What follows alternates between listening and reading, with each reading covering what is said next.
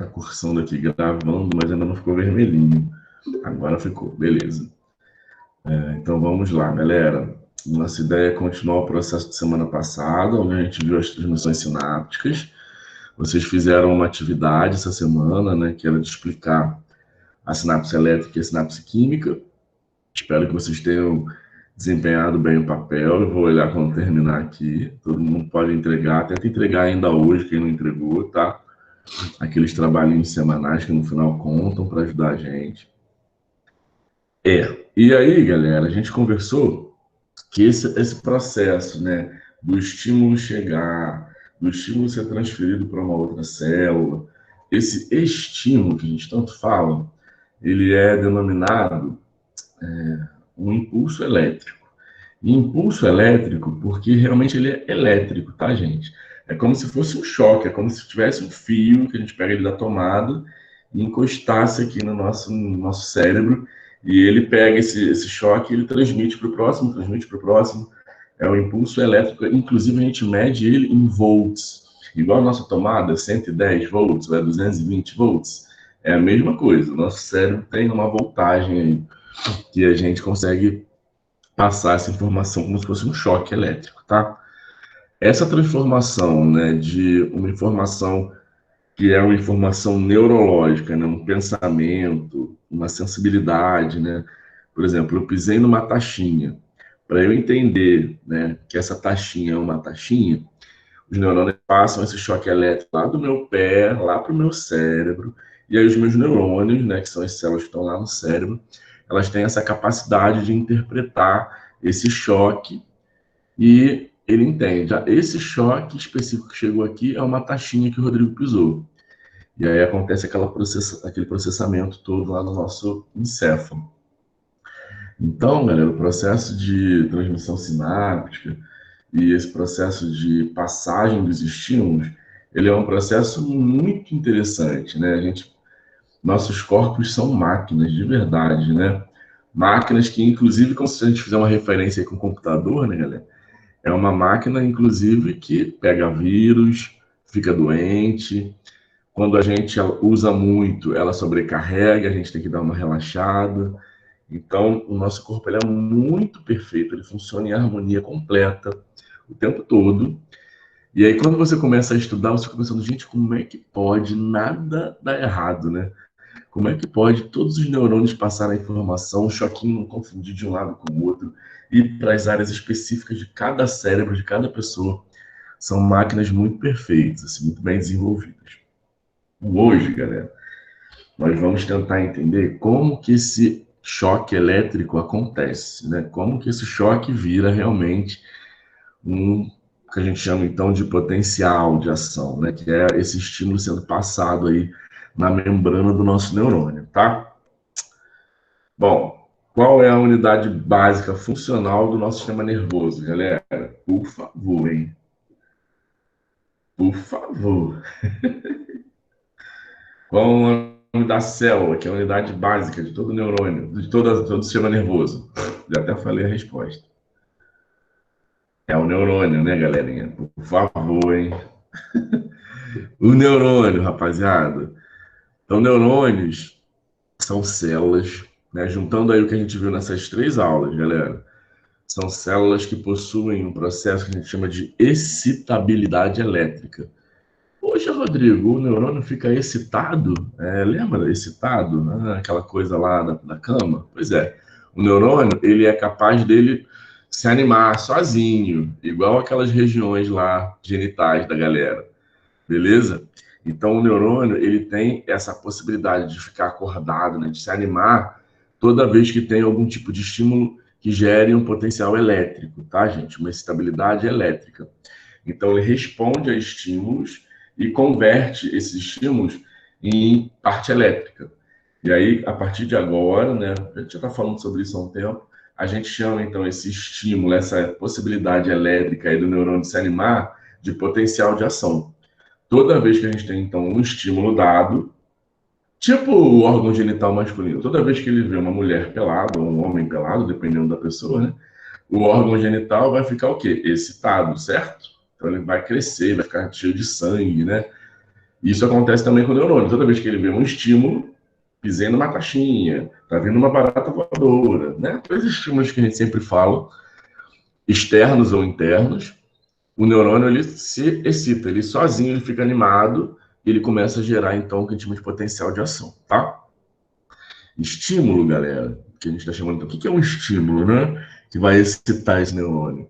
É qualquer mudança no ambiente, principalmente, né, do lado de fora, uma mudança que seja forte para iniciar um potencial de ação, para dar essa excitada nesse neurônio, beleza? Potencial de ação, então, que é esse impulso, vai ser um sinal elétrico que vai se propagar ao longo da superfície das membranas aí do neurônio, ou mesmo do músculo, né? Que também depois que você passa a sinapse de neurônio, neurônio, neurônio, no final tem o músculo.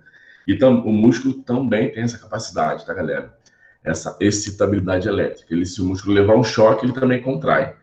Tanto que para quem já fez fisioterapia aí, ó, já trabalhou com algum fisioterapeuta, em alguma clínica, uma das terapias que se faz muito é colocar uns eletrodos, né, e dar um choquinho naquela região para tentar relaxar o músculo, para tentar contrair o músculo.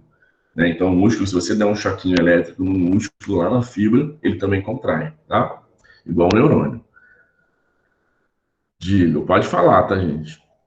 Bom, alguns neurônios são bem pequenos e aí os impulsos são curtinhos.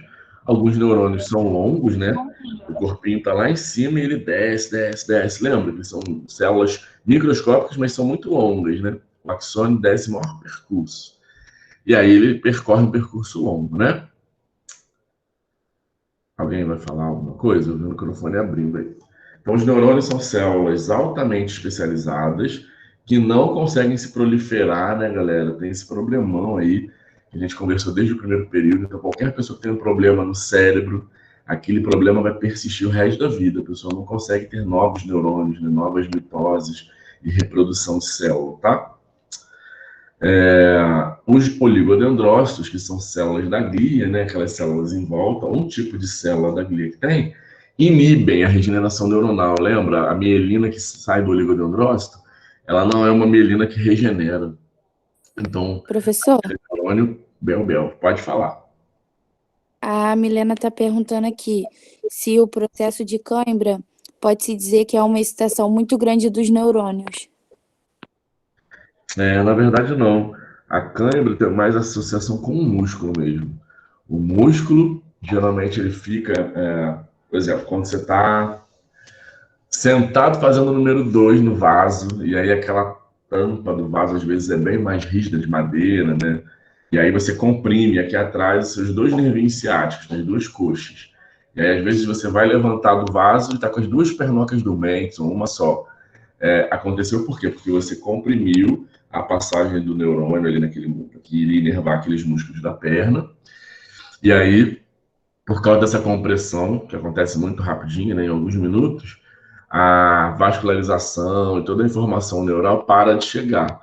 E aí aquele músculo ele começa a sentir sem informação nenhuma, né? O cérebro não entende que ele está ali e o cérebro não consegue fazer ele mexer, porque o nervo está apertado, ficou comprimido, né? Aí depois ele descomprime e a informação passa de novo. E aí a gente sente cãibra nesses momentos, mas rapidinho passa, né? Fica aquele formigamento e passa rápido. Então tem a ver com a vascularização, a cãibra?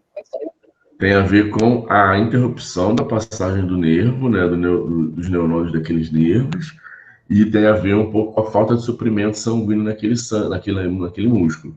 É porque tem duas possibilidades a cãibra mesmo, galera. Para quem já nadou, cãibra de verdade mesmo, que a gente chama de cãibra, é quando você está lá tentando nadar e de repente sua perna fica travada, você não consegue mais mexer. Vocês já sentiram isso alguma vez na vida? É horrível, é horroroso, parece que você vai se afogar a qualquer momento. Aquilo a gente chama de cãibra mesmo, né? O que a gente sente nesse formigamento, que às vezes a gente fica, né, sentindo como se tivesse muita formiguinha na planta do pé, e a gente não consegue, tem que ficar, né, pisando às vezes para conseguir sentir de novo, a gente chama de parestesia, nem é tanto cãibra, todo mundo chama isso de cãibra também. Tanto a cãibra quanto a parestesia acontecem interrupções na passagem nervosa, um bloqueio temporário, momentâneo, que aí pode ter a ver com uma compressão traumática, então você está sentado, comprimiu, aí beleza, dá uma parestesia.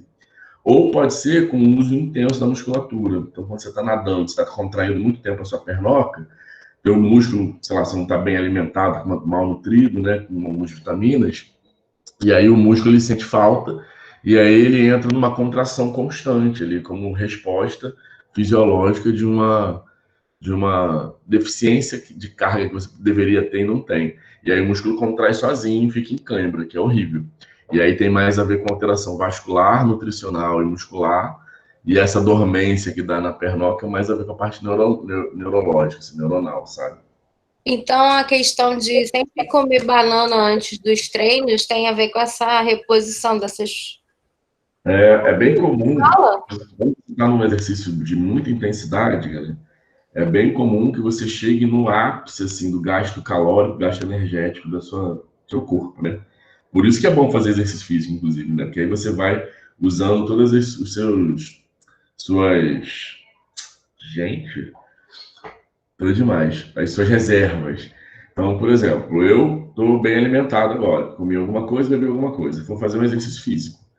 Eu não estou em jejum. Tá até na moda fazer, né, uns exercícios em jejum agora, que aí, teoricamente, você gasta mais as reservas até do que você alimentou. Não é muito bom porque você pode ter uma hipoglicemia grave, né? Mas, em geral, a ideia de você se alimentar bem, comer banana, uma alimentação rica em potássio e tal, ela favorece o uso dessas vitaminas para essas reservas, né? Na hora que você está num gasto intenso. Então faz sentido, não é uma coisa fora de lógica, mas geralmente quando você está fazendo uma atividade muito intensa, você está desacostumado a fazer, né? Ou quando você eu nado sempre, faço natação 2 vezes por semana há 5 anos, mas mesmo assim essas pessoas de vez em quando sentem uma cãibra, travam nadando, porque naquele dia especificamente você teve algum déficit nutricional importante, sabe? Então é bom fazer uma alimentação rica em vitaminas, sim. Principalmente potássio, né? Tem gente, não sei se vocês já viram o jogo de vôlei, eu gosto muito de vôlei, né?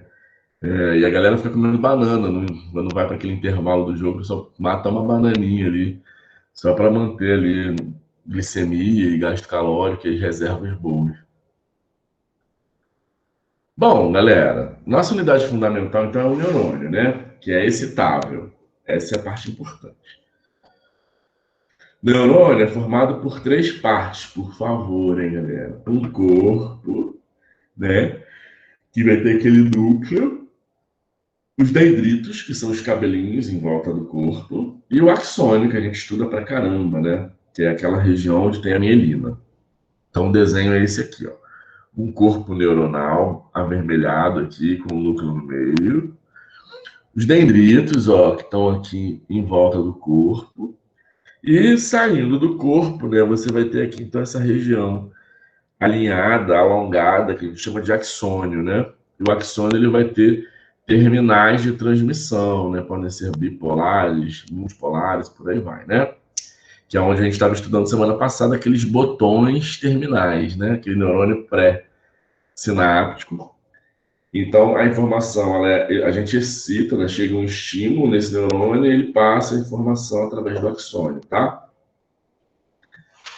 E aí esse axônio ele vai até um músculo, ele vai até uma glândula, ou ele vai até um outro neurônio, que é igualzinho a esse, que vai ter um corpo e tal, dendritos, ele vai captar a informação e ele vai passar pelo axônio dele.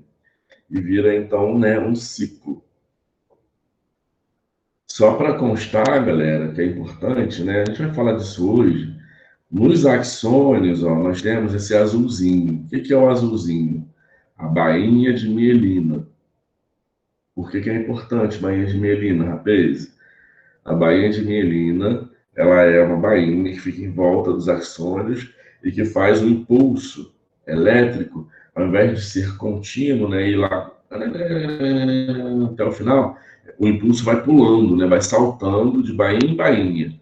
E aí isso acelera a propagação desse choque, desse estímulo. Já é rápido, fica muito mais rápido com a presença da mielina, beleza? Então, beleza. A gente tem neurônios multipolares, né, que tem vários dendritos, ó, vários dendritos, e um axônio, beleza? A maioria dos nossos neurônios encefálicos e da medula são multipolares. A gente tem neurônios bipolares, que tem um dendrito principal e um axônio, e aí tem dois polos. A gente tem neurônios unipolares, que tem dendritos e um axônio que estão fundidos fora do corpo do neurônio, geralmente. Neurônios piramidais, que vão ter formatos de pirâmides, né? Vão ser encontrados no córtex cerebral. E como função, acho que isso aqui vocês já sabem de qual é salteado, né, galera? Os neurônios, eles podem ser aferentes, que são aqueles neurônios que levam informações para cima, né?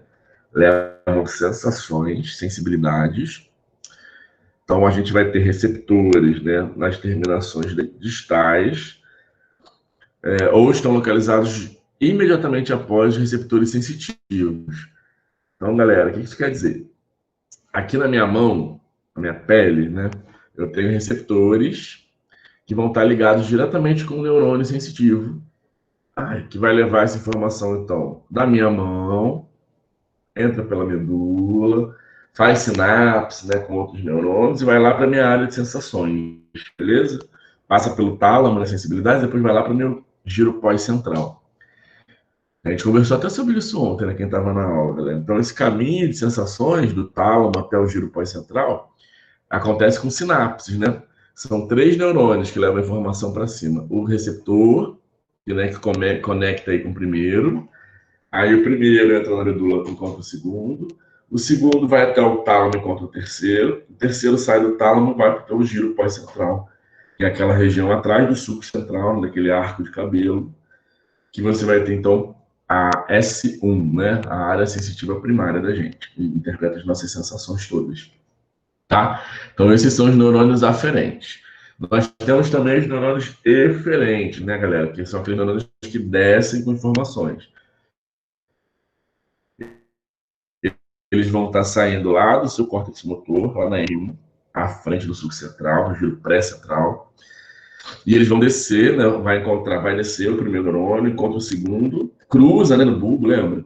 Aí encontra o segundo neurônio que sai e vai lá para o teu músculo. Só são 2 neurônios para você mexer, né? 2 neurônios motores.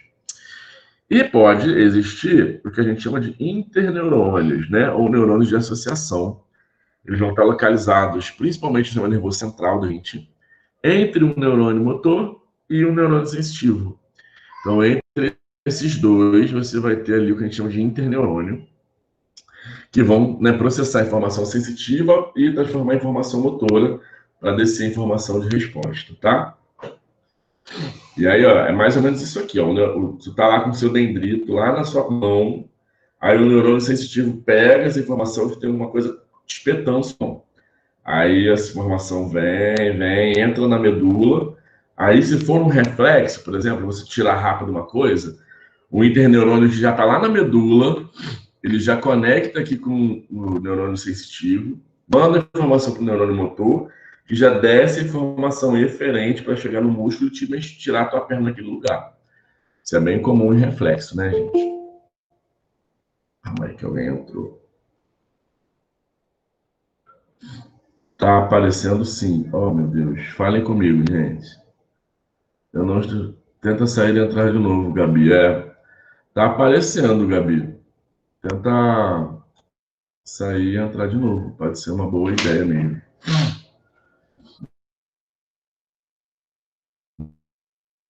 Beleza, gente? Rodrigo, tem um termo Gente, que apareceu no slide anterior, lá na parte de neuromotores eferentes. A última frase vem dizendo, a maioria é multipolar. Significa o quê?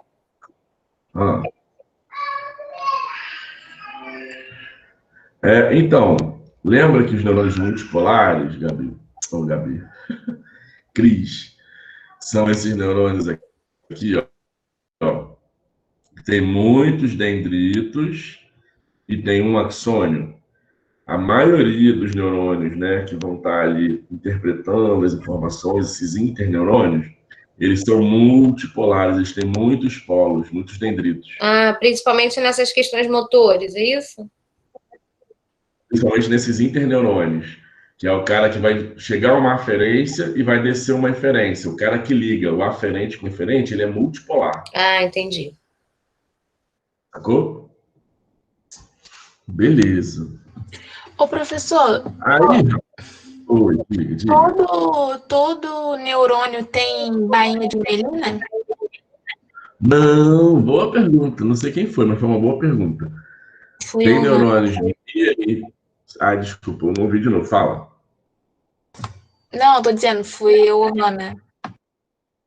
Hanna. Então, nós temos neurônios que nós chamamos de mielínicos. Nós temos neurônios amielínicos, né, que não tem mielina. E nós temos neurônios que são mielínicos ou mielinizados e que passam por alguma doença. E aí isso é o grave, na verdade, né? A maioria dos neurônios precisam agir rápido, eles são mielinizados, né, mielínicos.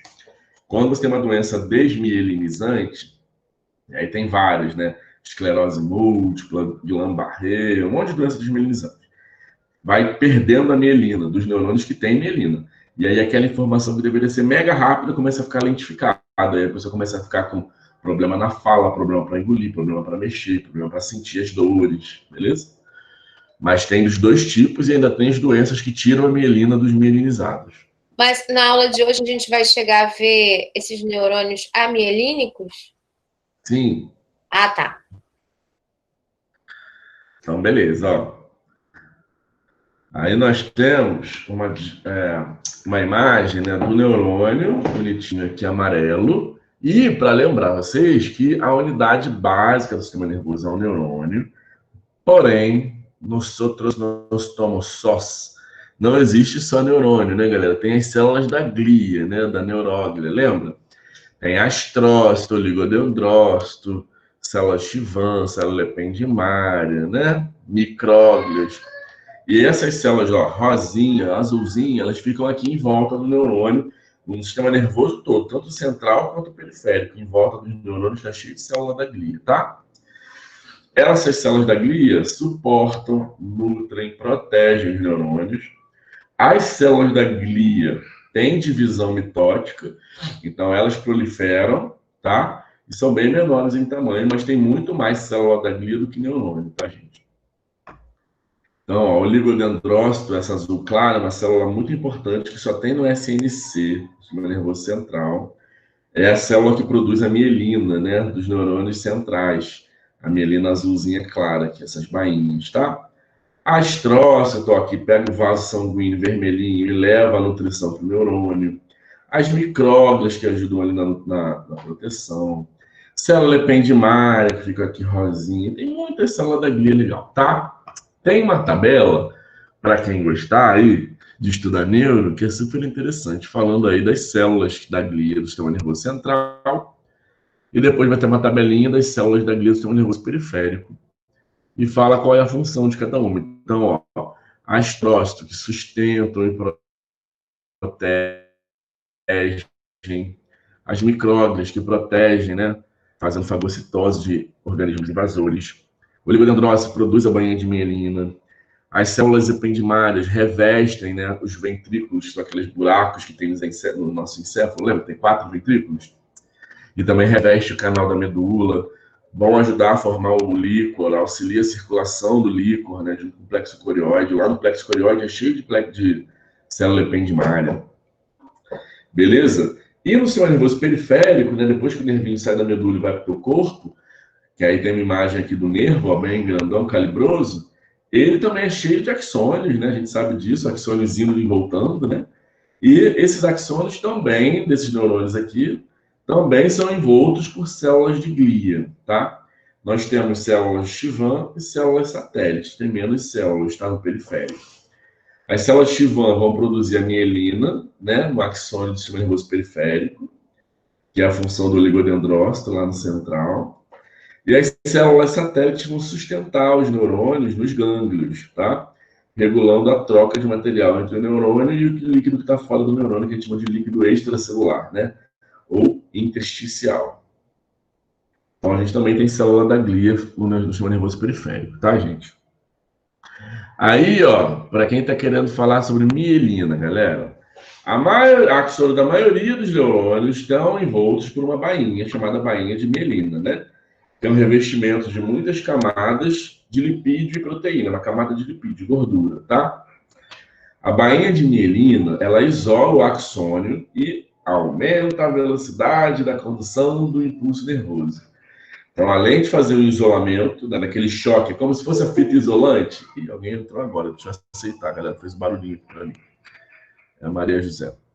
Então, além da gente produzir a mielina, galera, o axônio, ele também tem uma fita isolante, né?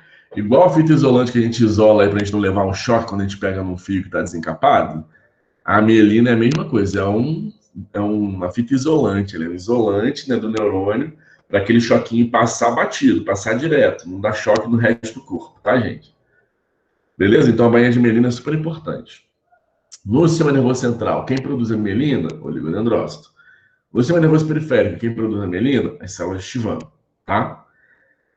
Entre a bainha de gordura e outra, né, que o impulso fica saltando entre as bainhas que tem no axônio, existe um nome para aquele lugar, tá? Então, é o axônio, que está cheio de bainhas. Bainhas, tá?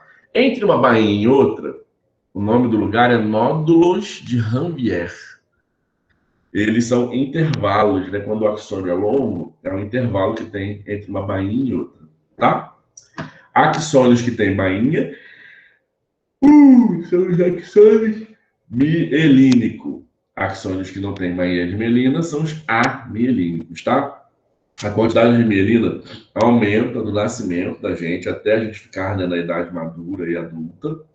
E a presença aumenta ainda mais a velocidade de condução do impulso nervoso, tá? Então, quais são as propriedades dos neurônios, né, que a gente viu? Ele é excitável, né? Ele tem essa excitabilidade ou irritabilidade, né? Que ele responde a estímulos internos ou externos. Pode você passar, só para a gente não perder essa parte de mielina. Ih, não quer sair. Mielinização. Toda vez que a gente falar de mielina, a gente está se referindo à bainha de mielina ou tem uma outra situação que ela também apareça? Toda vez é sobre bainha de mielina. Ah, tá bom. Tá bom? Tem um filme, galera, para vocês, eu devo até falar sobre ele no Instagram. É o Óleo de Lorenzo. Não sei se vocês já viram, é um filme mais antigo, vocês são muito jovens para isso. Talvez alguns aí da sala possam ter ouvido. Eu não sou jovem. Então, vamos falar sobre isso, né, Cris? Mas é um filme muito legal, assim, é um filme triste, vai chorar, hein, gente? Mas os dois pais, eu não lembro exatamente da história, eu tenho que rever até. Mas eu lembro que os dois pais, eles têm uma criança, um filho, que ele nasce crescendo, e essa seria uma doença progressiva, assim, e, né, depois que você perde a mielina, a pessoa fica tão paralisada, que chega uma hora que ela para o coração, né, para tudo. E ela morre, infelizmente, vai a óbito. E aí os pais do garotinho, eles começam a estudar neurologia, neurofisiologia, estudar tudo, e eles descobrem uma possibilidade, um erro ali, né, nos estudos sobre essa doença que ele tinha, que era a leucodistrofia. E aí eles produzem um óleo que foi injetado no garotinho, né, depois que eles conseguiram fazer, e o garotinho começa a responder positivamente, ele começa a parar de perder as forças e a voz e tudo. E é um filme muito bonito, assim, né, dos pais terem estudado, começaram a se especializar, leram um livro em biblioteca, fazia tudo. E isso naquela época não tinha internet, hein, galera? Então eles correram muito atrás e conseguiram produzir um remédio para ajudar o filho deles a ter uma sobrevida. O nome do filme é O Óleo de Lorenzo. É muito legal o filme, assim, mas é bem antigo. Vocês gostam de filme mais high-tech, não é muito high-tech, não. Mas a história é muito bacana, assim, fala justamente da mielinização. Né? Esse óleo, ele ajudava a parar de ter desmielinizações. E aí... Qual o nome da doença que você falou? Leucodistrofia. Esse estudo, eu atendo, ó, não atendo mais ninguém, né? Mas quando eu estava na clínica escola, até uns 3 anos atrás, na clínica de Bom Sucesso, na clínica de fisioterapia de Bom Sucesso dos alunos, tem uma menina com leucodistrofia. Eu já conheço ela há mais de 10 anos, que quando eu estudei no Fundão, ela era paciente de lá, e aí depois eu pedi para ela ser atendida na clínica quando eu vim para cá, para a Suan, e ela acompanhou a gente, né, que era um serviço gratuito que a gente estava prestando para ela, ela conseguiria vir, e ela morava perto de Bom Sucesso também, né? E aí ela é cadeirante hoje, mas ela está com um quadro estável, né? Ela todo mês tem que fazer uma reposição, que inclui, inclusive, né, medicamentos associados ao óleo, que foi construído na época por esses pais aí dessa criança. E aí ela estabilizou o quadro de perda dela progressiva. Ela tem justamente essa doença, uma leucodistrofia. Então foi muito legal, assim, que eles mudaram o percurso, né, de uma doença super grave, que levaria a pessoa a óbito, e mantém a sobrevida da pessoa. Super legal. Eu devo falar sobre esse filme no Instagram um dia desses aí. Eu tô pegando uma cena para botar. Beleza? Mas essa é a mielina. A mielina é fundamental, tá, gente? Existem neurônios que já são desmielinizados, né? Amielínicos, tem uma condução mais lenta normalmente, mas a grande maioria dos nossos neurônios são mielinizados, tá? Eles têm que ser muito velozes, muito rápidos mesmo. E esses que não têm a mielina, eles ficam mais concentrados no sistema nervoso central? Na verdade, mais no periférico, levando sensibilidades. Então, é aquela história, por exemplo, Cris, de a gente... alguma coisa encostou na sua mão. Você, por um receptor que está ali, alguns neurônios mielínicos vão levar essa informação e alguns amielínicos. Os neurônios mais rápidos, que são os mielínicos, eles vão direto na sua medula, encontram o interneurônio, que a gente viu uma foto aí mais cedo, e já desce com a informação motora para você tirar a mão por reflexo, né? Alguma coisa encostou, você já tira a mão. Você nem sabe o que é, lembra? Você já tira a mão por reflexo. Aí o neurônio amielínico, que é um pouquinho mais lento, ele sobe uma informação para o seu cérebro, para depois de 2 segundos você entender, cara, aquilo ali foi um espeto que encostou no seu punho. Então é uma informação que é um pouco mais lenta, mas assim, a gente está falando, gente, de informação lenta, mas não é aquela coisa de a pessoa não está mais sentindo a mão. Isso aí é quando você tem uma doença associada, né? Que aí o neurônio não passa a informação mesmo. Agora, a condução contínua, né, que não é a condução saltatória da mielina, ela é uma condução que só é mais lenta, porque a gente está falando aí, a condução saltatória, a média de velocidade é de 400 km por hora. 400 km por hora é tipo carro de Fórmula 1. A gente, no nosso carro, a gente chega ali em 180, a gente acha que está rápido demais, né? Se a gente chegar em 180 com o nosso carro, que às vezes nem chega, o nosso carro normal. 400 km por hora é uma coisa que você não vê, né? A gente vê na televisão a Fórmula 1 porque a câmera fica acompanhando. Porque o carro a 400 por hora você nem vê ele passar. É muito rápido, né? É muito, muito rápido, 400 km por hora. O neurônio sem mielina, a condução que a gente chama de contínua, que não é uma saltatória, é um neurônio que faz 4 km por hora. Então ele é 100 vezes mais lento do que o outro, entende? O que não significa que é uma coisa devagar, porque o nosso corpo, eu tenho 1,80 m.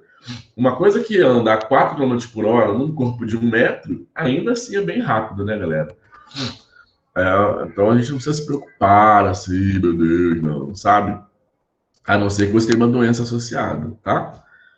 Mas pensando em velocidades, é 100 vezes mais lento, né? A condução amielínica em relação à condução mielínica, tá? Oi.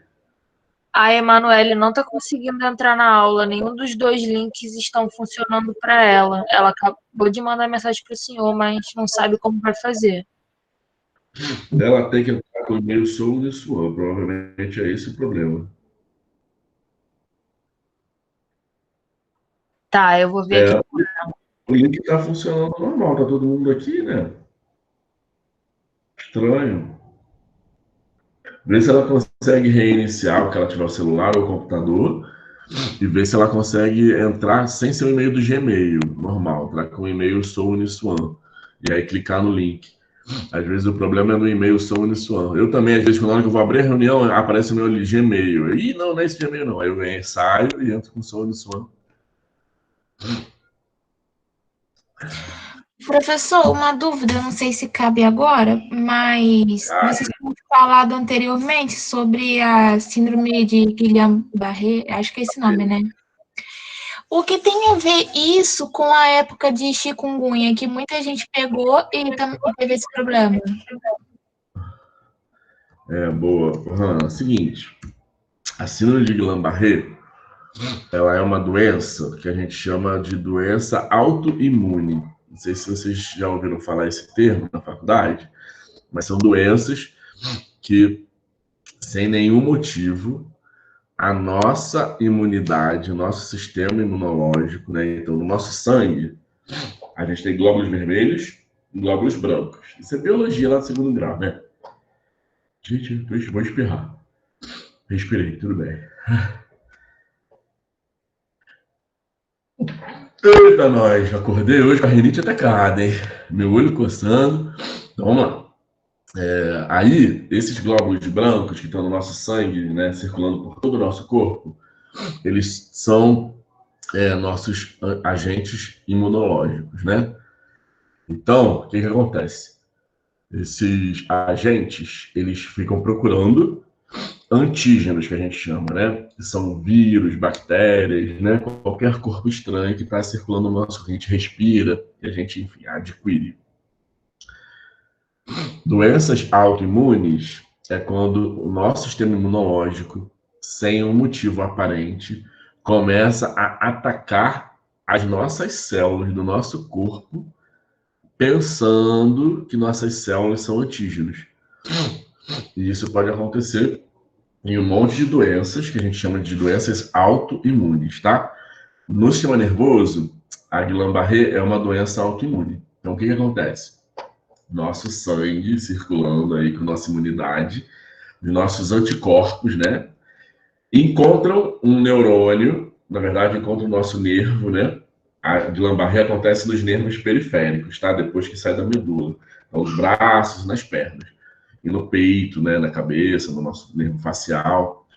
Nosso sangue, nossos anticorpos encontram o nervo e acham que a nossa mielina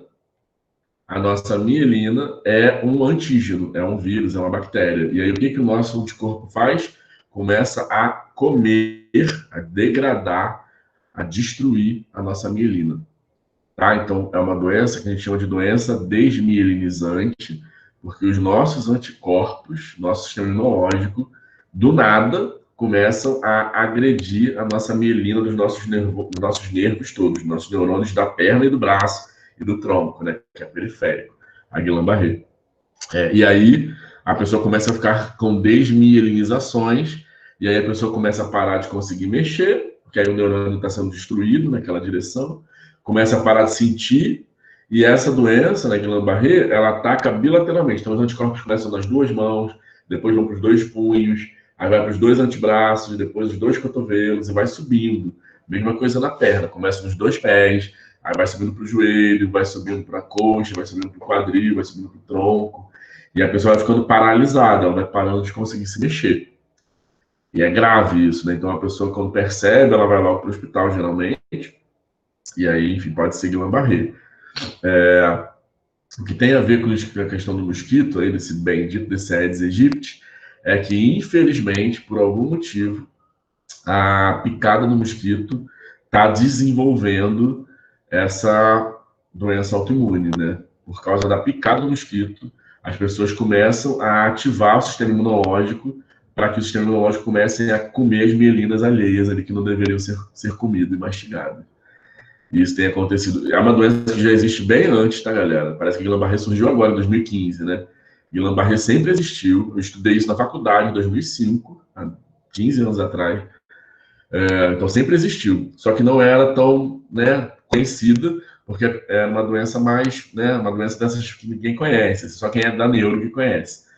Aí, infelizmente, por causa do Aedes aegypti, né, a picada do mosquito, tem várias histórias, de verdade, Larissa.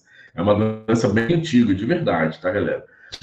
Só que aí esse mosquito, por algum motivo, esse bendito desse mosquito aí, que provoca zika, chikungunya, dengue, algumas pessoas que sofrem a picada desenvolveram uma resposta imunológica do corpo, causando Guillain-Barré. E aí a pessoa desmieliniza os neurônios e ela vai tendo falência dos músculos e da sensibilidade do corpo todo. Tem tratamento, tá, galera? graças a Deus, né? Então, um tratamento simples não vai existir um tratamento, que é você, quando for ao hospital, né, diagnosticar, eles trocam, eles fazem o que a gente chama de plasmaférese, né? Ou plasmaférese, depende aí do lugar, eu já vi das duas formas, que é você trocar o seu plasma sanguíneo, que é você trocar todas essas partes de anticorpos, antígenos, né, que estão no seu corpo, você tira o seu plasma e coloca um plasma novo. E aí, quando o plasma novo, né, que você fez a troca ali, chega de novo no seu organismo, ele entende que o seu organismo é o seu organismo e para de te atacar. E aí você, teoricamente, começa a se recuperar depois disso. Tá? Ou fazer uso de imunoglobulina, também uso de corticoide anti-inflamatório para desinflamar tudo que está machucado ali e o sistema imunológico reconhecer você de novo como uma pessoa normal e não uma pessoa cheia de antígeno. Mas são tratamentos viáveis, possíveis. O grande problema é que, como você fica sem mexer, né, até você descobrir, internar, fazer o tratamento, aquela sequela fica, né? E aí você tem que fazer muito exercício, muita fisioterapia depois, e para a pessoa conseguir voltar a mexer. Atrofia, isso aí, começa a causar atrofia muscular. Porque é uma longa história, né? A gente tem a tendência, nós todos, tá? Estou me incluindo nessa, de ter um sintoma hoje, e ao invés de ir ao primeiro sintoma de alguma coisa acontecendo, a gente ia procurar a unidade hospitalar, a gente toma um chazinho, a gente toma um remedinho, acho que vai melhorar, a gente dorme, não, isso porque eu não dormi bem, aí vai, descansa.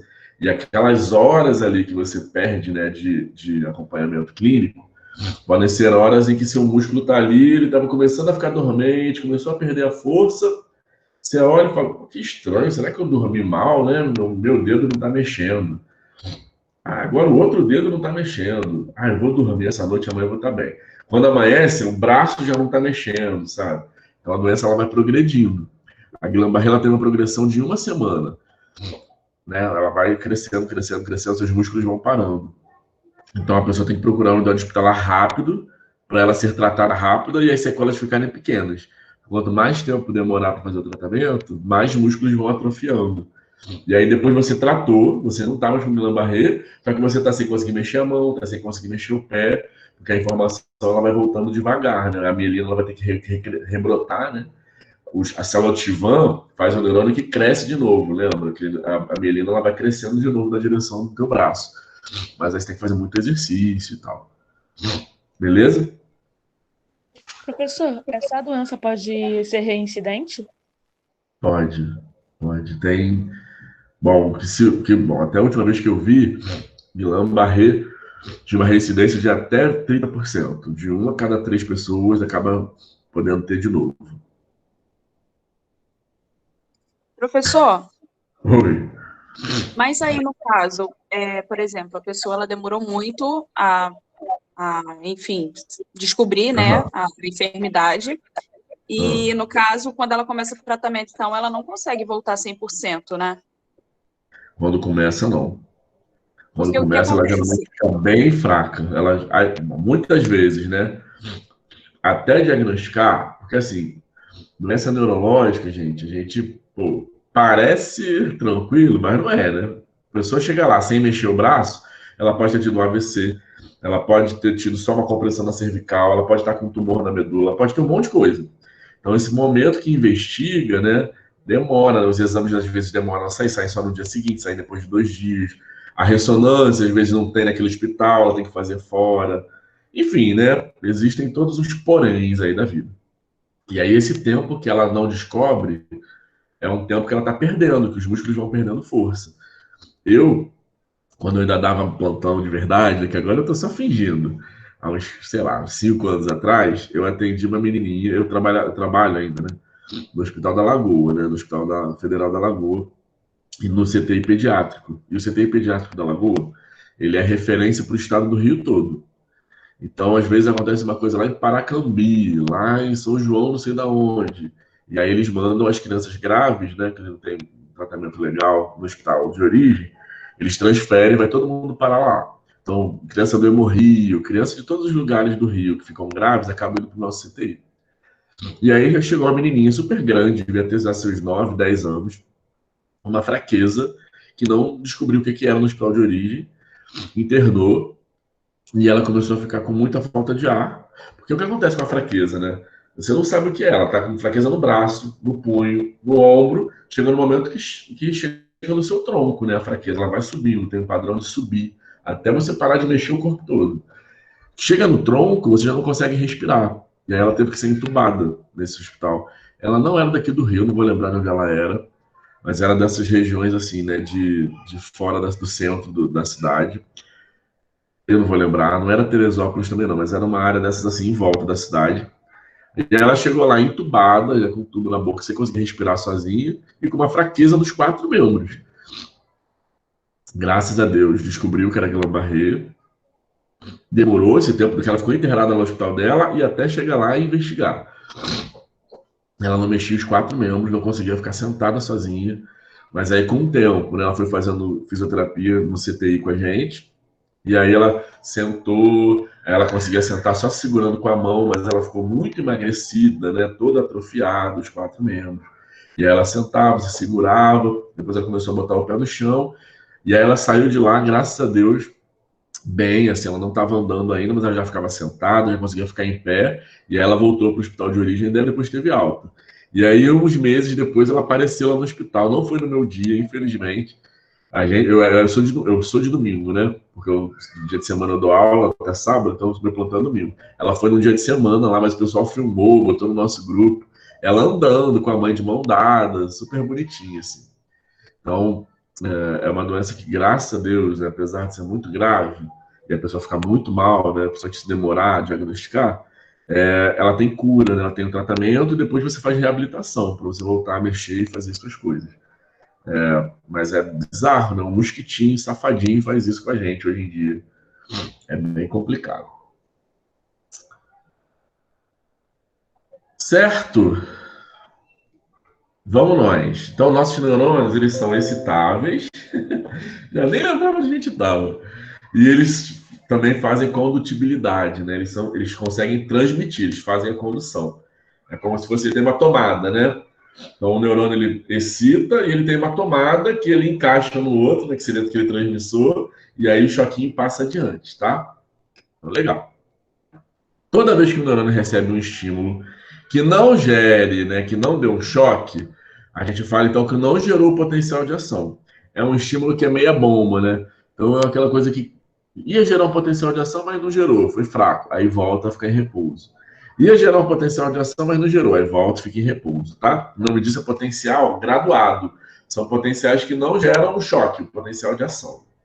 Tá? O potencial graduado, ele facilita o potencial de ação acontecer, porque ele vai ficar repetindo aquele pequenininho, pequenininho, pequenininho, pequenininho, pequenininho. É igual o carro, fica, vai ligar, ele quase liga. Vai ligar, ele quase liga. Aí na terceira virada de chave, ele vai e liga. Né? Professor. Então, Oi. Desculpa interromper. Isso seria o que acontece na sinapse química? Isso, galera, isso, tá? A sinapse química é aquela hora que o transmissor liberado encaixa no receptor, e aí ele abre os canaizinhos, né, de sódio para ir entrando para a célula sair do repouso.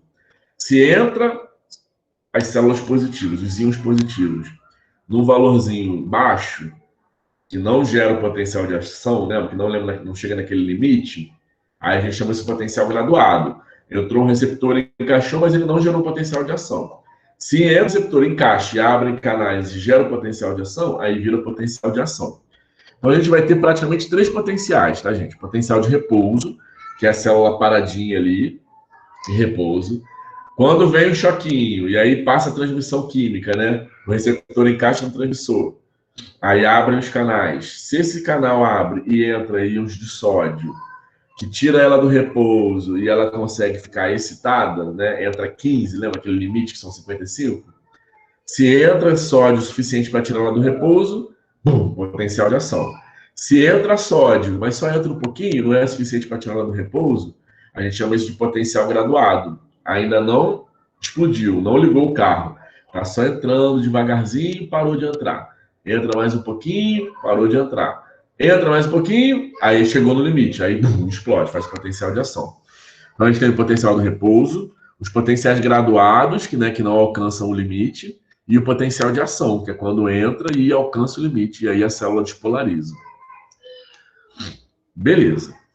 Depois que acontece o potencial de ação, então, né, esse impulso ao choque, o choque vai passando pelo axônio, né? Então, o corpo levou o choque, e aí o choquinho vai passando, vai pulando, né, de mielina em mielina, vai passando, até o final do neurônio. Depois que o choque passa, galera, o que acontece com o neurônio aqui, ó? Passou o choque. Ele fica todo aberto, com os canais abertos ali, esperando outro choque chegar? Não, né, galera? Ele fecha todos os canais e volta para ficar em repouso, em menos 70. Beleza? Então ele só fica ativo, ele só recebe o potencial de ação, passa, e ele volta a ficar em repouso. Fecha todos os canais de novo.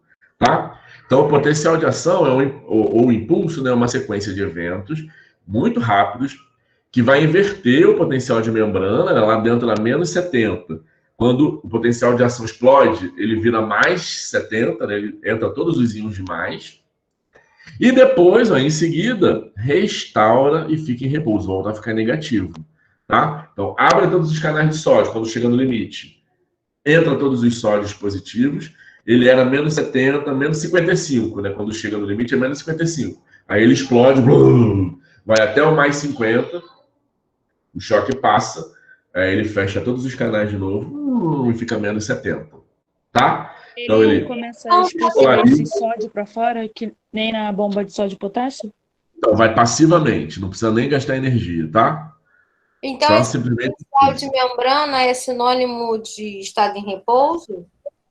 Potencial de membrana não é sinônimo de potencial de repouso, mas é sinônimo de diferença de potencial, tá? Então, eu sei que dentro da célula é cheio de potássio, que é o íon que é mais característica de ser fraquinho, mais negativo.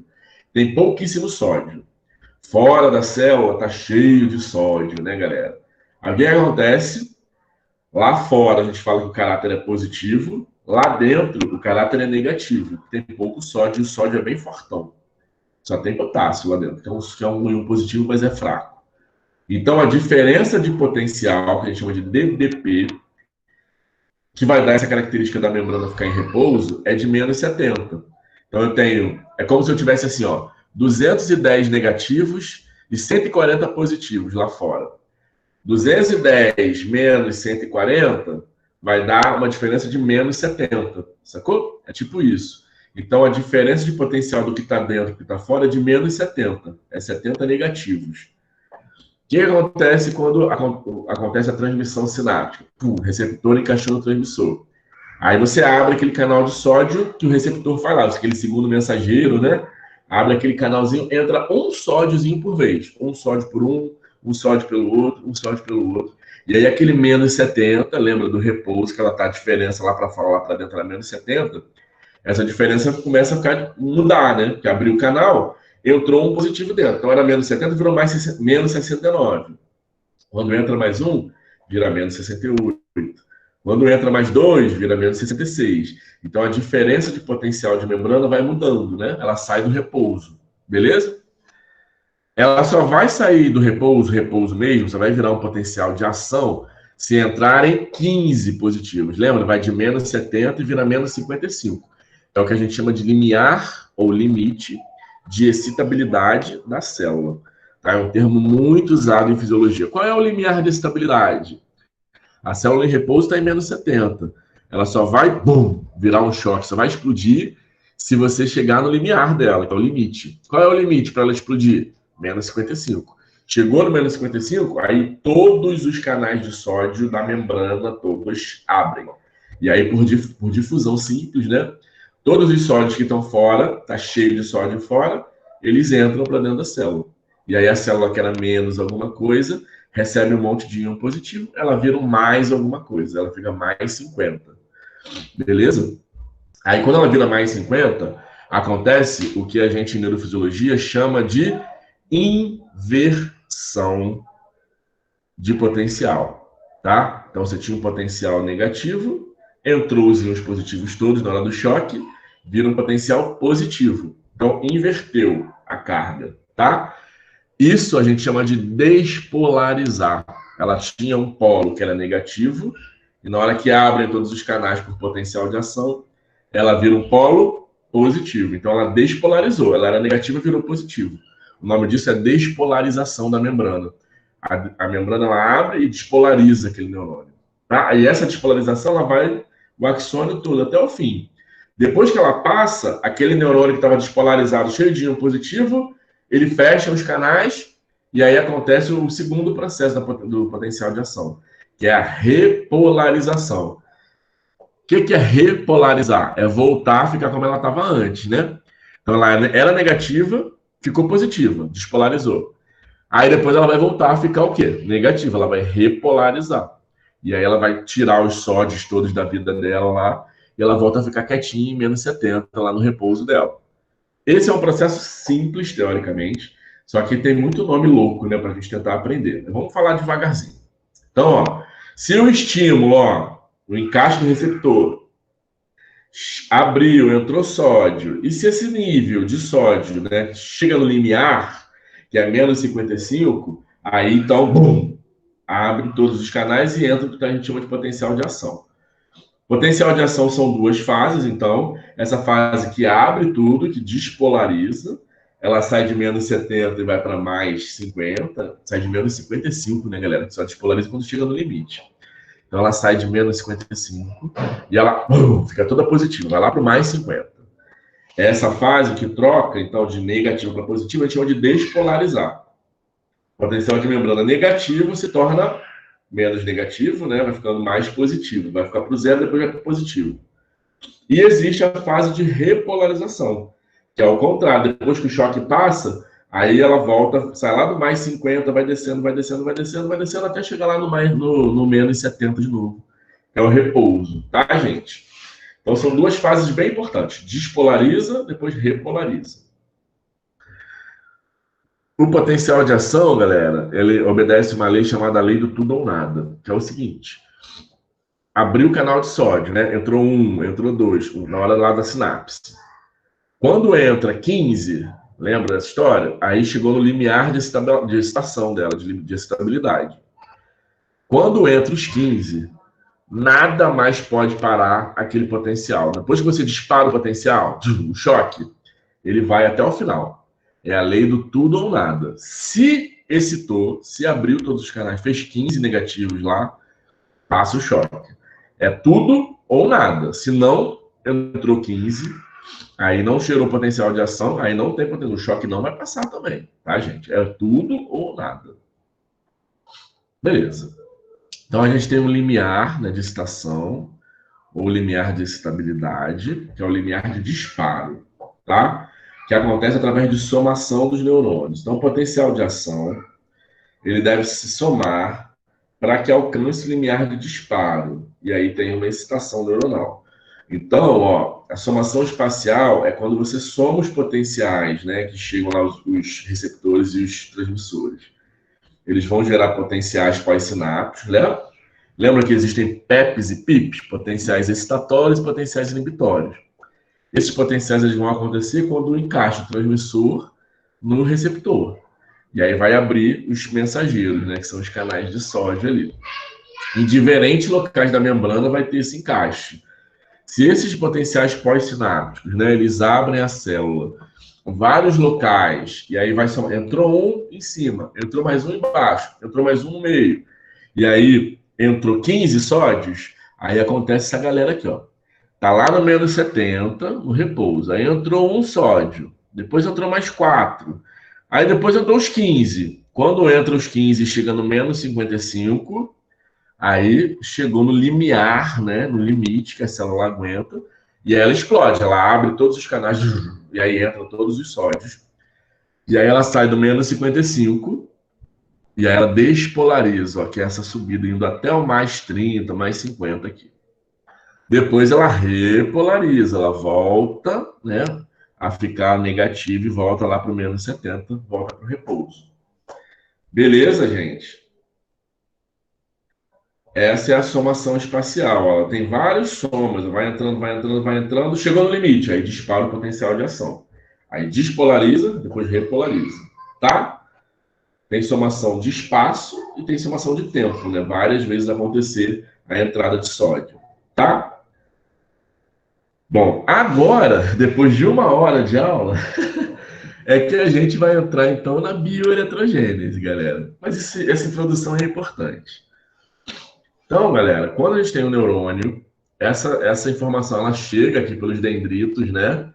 E vai passar pelo axônio até chegar no final. Chegou no final, aquele botão axonal, né? Aquele botão pré-sináptico. Aí ele vai encontrar um segundo neurônio aqui embaixo e vai passar a informação, né, galera? Então, ótimo. Os neurônios têm de vários tipos, né? A gente já conversou, aquele que tem muitos polos, aquele que tem um polo de cada lado, o que tem um polo só, né? Numa cordinha tem um polo só. E aí, as sinapses acontecem invariavelmente em qualquer um desses neurônios, tá, gente? Bom, tanto o neurônio quanto a fibra muscular, quanto os nossos músculos, né, que nós contraímos, são células que são excitáveis, tá? Elas vão exibir um processo chamado excitabilidade elétrica. Se eu colocar, hoje em dia se faz isso, tá, gente? Um tratamento para paciente que tem lesão no cérebro chamado...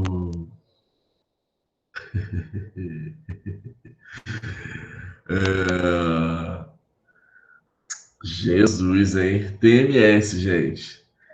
Quando você faz uma estimulação transcerebral, como se fosse isso, tá, gente? Magnética. Você coloca um capacete no cérebro e aí você coloca um eletrodo aqui no couro cabeludo, dando um choquinho lá no seu neurônio.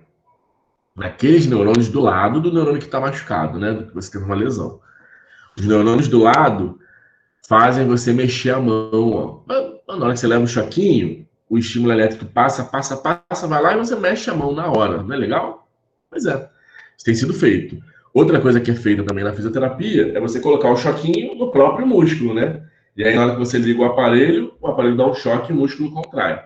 Então, hoje em dia, além de você tratar o músculo, né, que é excitável, você também pode tratar diretamente o cérebro, tá? Com estimulação magnética ou com TDCS, que é um outro tipo de estímulo também. TMS e TDCS são feitos para a gente estimular os neurônios e a gente conseguir mexer o corpo, tá? Porque essas células têm essa possibilidade aí de excitar, tá? Excitabilidade elétrica.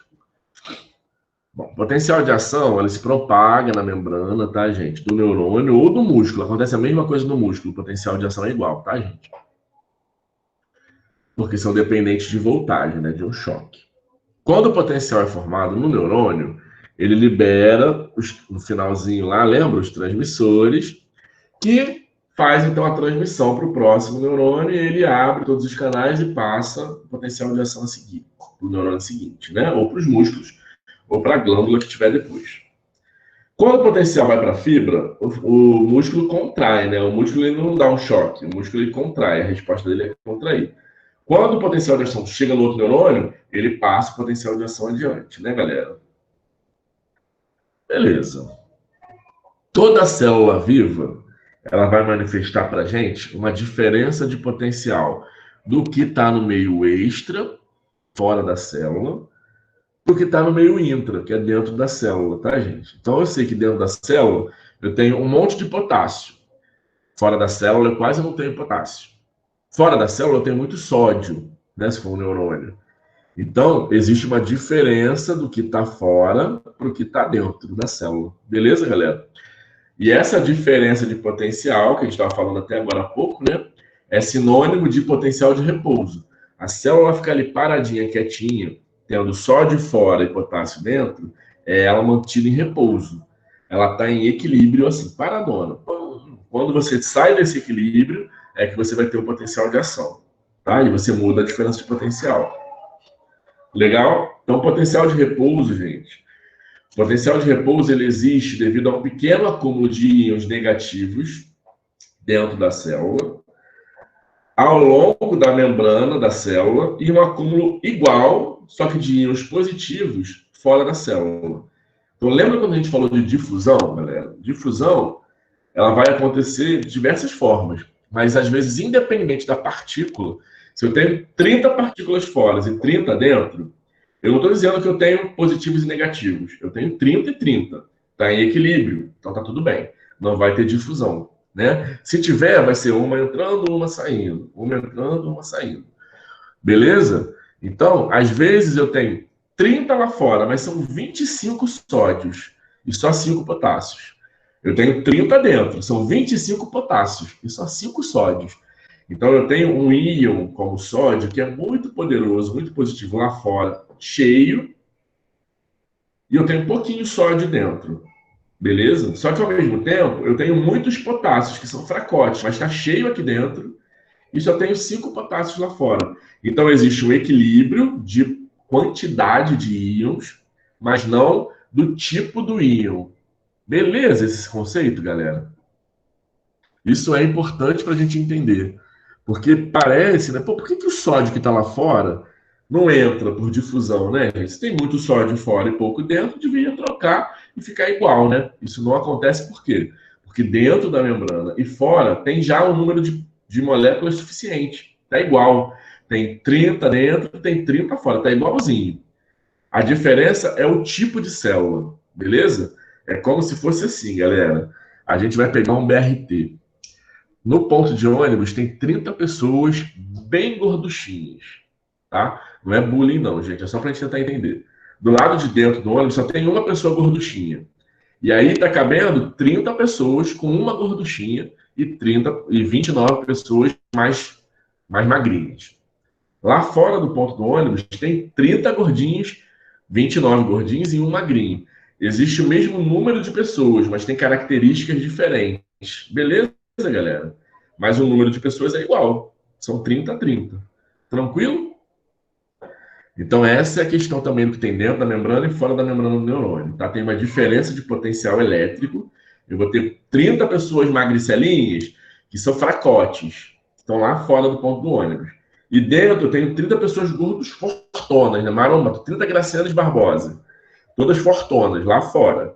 Então, são o mesmo número de pessoas, só que umas são mais fortes e outras são mais fracas. Beleza? Elas não precisam ficar equilibradas. Show? Então, vamos embora. A separação de cargas elétricas positivas e negativas gera uma energia, tá, gente? Em volts ou em milivolts, né, galera? Quanto maior for a diferença dessa carga, maior vai ser o potencial, então, de repouso, tá? Da membrana. O potencial de membrana, então, é determinado pela distribuição heterogênea dos íons. Então, por que tem potencial diferente, né? A membrana é menos 70? Deveria ser zero, né? Mesma coisa dentro, mesma coisa fora. Deveria ser tudo igual e aí a diferença ser zero. Não é assim. Por quê? Do que está dentro e do que está fora, a gente tem pessoas, íons diferentes, tá? Então, se eu tenho mais íons positivos fora, lá fora é mais positivo. Se eu tenho poucos íons positivos dentro, lá fora é mais negativo. Beleza, galera? Então, essa distribuição a gente chama de heterogênea. Tá? Eu não tenho o mesmo número de íons iguais dentro e fora. Tá? Eu posso ter mais de um fora, mais do outro dentro. A incapacidade dos ânions em sair da célula. Então, os ânions, galera, são os íons negativos, né? É muito difícil o ânion sair da célula. Então, a célula acaba ficando sempre mais negativa. E a característica também das bombas de sódio e potássio e da enzima sódio-potássio ATPase, que é a enzima que vai ajustar e deixar acontecer a bomba de sódio e potássio, tá? Já que quando a gente fala de neurônio, sempre tem que falar de sódio e de potássio, né? Ó, para calcular qual é o volt de uma membrana, de um DDP, de uma diferença de potencial, existe o voltímetro. Isso já foi feito, graças a Deus. E a gente já sabe que a diferença de que está dentro e que está fora é de menos 70, tá? Menos 70 milivolts. A explicação é essa, ó, galera. Lá fora da célula tem muito mais íons positivos de sódio e cálcio. E dentro da célula tem só íons de potássio, que são íons fracos, tá? Mas tem muitas proteínas, né, e ânions, que dão essa capacidade negativa intracelular, tá? Então lá fora tem muito mais íons positivos do que dentro. Beleza, galera? Entenderam isso? O que vocês têm que saber daqui? A célula dentro é negativa, fora é positiva, tá? Principalmente porque tem muito sódio fora. Show? Resumidamente.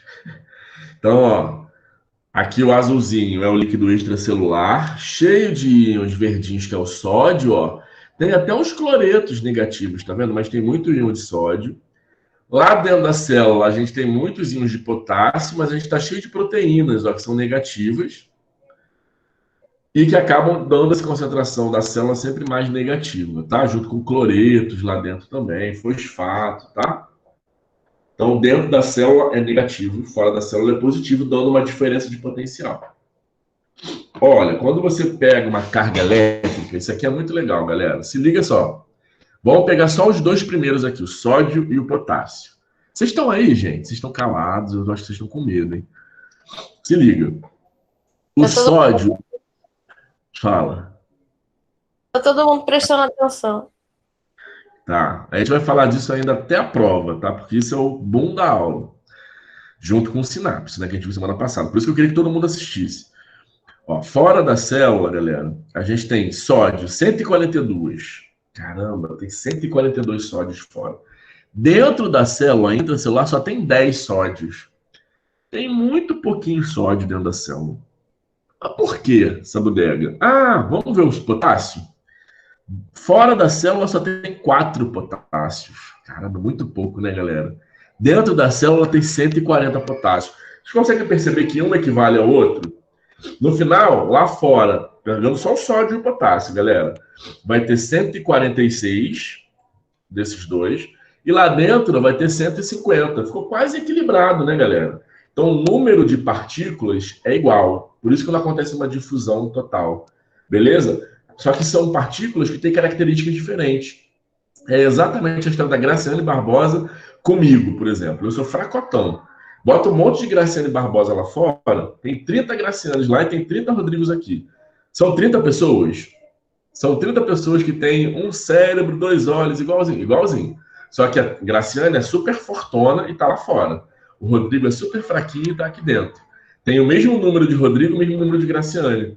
Só que são são íons, moléculas que têm possibilidades, né? Capacidades diferentes, tá? Então, ó, 150 a 150 praticamente. Então tá em equilíbrio, né? Não precisa ficar trocando as células. Eu não preciso botar, tem 150 sódios, eu não preciso botar 75 do lado, 75 do outro. Isso não acontece, galera, tá? Vai acontecer só pelo número de partículas. Tranquilo? Show? Vou fechar a porta, gente. Estou ouvindo uma música. Aí, galera, nossas células em repouso, né, elas vão ter então essa diferença de potencial do que está dentro para o que está fora. Cada célulazinha nossa que é excitável, ela tem um potencial de repouso, gente. Então, o nosso neurônio, nossos músculos, nosso músculo do coração, né? Todos são excitáveis eletricamente, tá, gente? O que acontece? Nosso neurônio em repouso, ele para não. Ele está com uma diferença do que está dentro e do que está fora de menos 70, em relação à carga, tá? A Graciane pega 70 quilos lá de peso e eu pego 0. Então a diferença está de menos 70 de mim para ela, beleza? É isso. Ela é fortona, pega 70 cargas e eu não pego nada. Então a diferença está de 70, do que eu que estou dentro para ela que está fora. Beleza? Então eu sou menos 70 do que ela. Ela pega 70 vezes mais do que eu. O músculo dentro, ele é negativo também, ele é menos 90.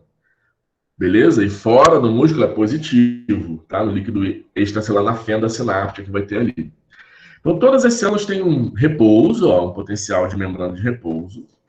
E as células, elas recebem, né? O transmissor vai chegar no receptor e vai gerar um choque elétrico, certo? Isso vai acontecer nas células dos neurônios, dos músculos e tal. Qual é o limite que faz a célula explodir e ter a despolarização, que a gente chama de potencial de ação? Para cada célula também tem um limiar de disparo, um limiar de potencial dela. O neurônio, a gente já viu, né? Estou em menos 70, o receptor chegou no transmissor, abriu, entrou 1, entrou 2, entrou 3, entrou 15, ó, ficou em menos 55. Aí, a célula abre todos os canais de membrana, todos os sódios, 142 que estavam lá fora, entram, e aí dá um choque na célula. Beleza? Então, qual é o limiar do neurônio? Menos 55. Qual é o limiar do músculo? Ela sai de menos 90 e para menos 75. O limiar do músculo liso sai de menos 60 e para menos 35. Dos nodos do coração, né, o sinusal e o ato ventricular, que faz o coração bater, menos 60 para menos 50, menos 70 para menos 60. Tá? Então, são potenciais de disparo. Bom, aí a gente viu que tem um potencial de repouso, que a célula fica parada sem receber estímulo. E a célula pode receber um estímulozinho muito leve que não abre os canais. que são os potenciais graduados, tá, gente? É quando você tem um pequeno desvio só do potencial de membrana, deixando ela ficar, né, mais positiva ou mais negativa, polarizar ou não, mas essa resposta não é uma resposta grande. E aí a gente fala que gerou um potencial que não é o de ação, é um potencial graduado. A célula não dispara, tá? Então são potenciais graduados, são pequenininhos, que às vezes vão somando, somando, somando, e aí gera potencial de ação. Tá? É só um termo para a gente saber que existe, gente. Só uma coisa aqui importante. Em bioeletrogênese, galera, essa despolarização, potencial de ação passando, ele é feito em gráfico. O gráfico mostra, então, lá o menos 70. Quando você despolariza, ele vai lá para o menos 55, vai para o mais 50, depois ele desce e volta para o menos 70, né? Quando ele sobe no gráfico, a gente fala que despolarizou, né? Que trocou o negativo e vai virar positivo. Então, é uma resposta despolarizante, né? Quando ele volta, é uma resposta repolarizante, né, galera? Que está indo para baixo, tá? Então, quando a resposta torna a membrana mais polarizada, a gente fala que é um potencial hiperpolarizante. Mais polarizada é ela ficar mais perto do que ela tem em repouso. O repouso dela lá é negativo, então toda vez que ela desce, né, que está indo no sentido de ser negativo, ela está fazendo um potencial graduado que ajuda ela a ficar mais negativa. Então é hiperpolarizante. Quando é um potencial graduado que está indo para cima, né, está tentando chegar no limiar, está ficando mais positivo, a gente chama de potencial graduado despolarizante, que está no sentido da despolarização. Se está no sentido para cima, é um potencial graduado despolarizante. Se é um potencial para baixo, aí é um potencial graduado hiperpolarizante. Tá? É só essa diferença. No sentido do gráfico para cima, é despolarizante. No sentido para baixo, ele é hiperpolarizante, tá? Bom, então potenciais graduados, eles variam, né, de acordo com a intensidade do estímulo. Se for um estímulo pequeno, não gera potencial de ação. Eles podem ser maiores ou menores, dependendo de quantos canais, né, que vão ser ativados naquele transmissor ali na hora, vão se abrir ou vão se fechar, tá bom, galera? E quanto tempo vai ficar aberto, né? Essa transmissão de potencial graduado se dissipa depois que se propaga na membrana, e se não gerar o potencial de ação, todos os canais fecham de novo. E aí fica uma condução decrescente, tá? Como os potenciais graduados terminam logo depois do ponto de origem, são úteis apenas para fazer pequenas comunicações. Então você pode ter um potencial, ó, no sentido para cima, né, do gráfico, é um potencial despolarizante. E se for um potencial para baixo, como esse vermelhinho aqui, é um potencial que a gente chama de hiperpolarizante, porque ele está indo ainda a favor da polarização, mais para baixo ainda. Tá? E quando ele vai para cima, que é o verdinho, é um potencial despolarizante. Beleza? Então, aqui, ó, todos três, verde, azul e roxo, são potenciais graduados para cima. Então, são potenciais graduados despolarizantes, tá? Sempre que for para cima, é de despolarização. Você teve um estímulo 1, verdinho, não gerou potencial. Para gerar o potencial, tem que chegar no menos 55. Olha a altura aqui, ó. Tá batendo mais ou menos no menos 65, né? O azul bateu no menos 60, não gera potencial. O roxo ainda bate abaixo do 55, ó, então não gera o potencial de ação. São três estímulos pequenininhos que não geraram potencial de ação. Foram potenciais graduados despolarizantes. Beleza, galera? E aí, esse aqui é o gráfico. Essa aqui, galera, é a construção da semana de vocês. Já adianto que vai ter esse gráfico na prova, então tira a foto, printa, salva no Instagram, faz um stories. Olha, esse é o cara do dia de hoje. É o gráfico do potencial de ação. Então, quando o estímulo chega, os canais todos vão abrir, os canais mensageiros abrem, né, e vai entrando um por um. Se vai entrando até chegar no limiar de estabilidade, quem sabe que é em menos 55... acontece o potencial de ação, né, galera? Então, o potencial começa, ele está em repouso, aí o estímulo veio, gerou o potencial de ação, ele despolariza, que é a subida, depois ele repolariza, desce, ele faz um processo que a gente chama de hiperpolarizar, ele vai abaixo do 70, o 70 é aqui. Ele vai repolarizando, ele faz uma hiperpolarização. Aí depois ele volta aqui, sobe um pouquinho e volta para o repouso, fica em 70, tá?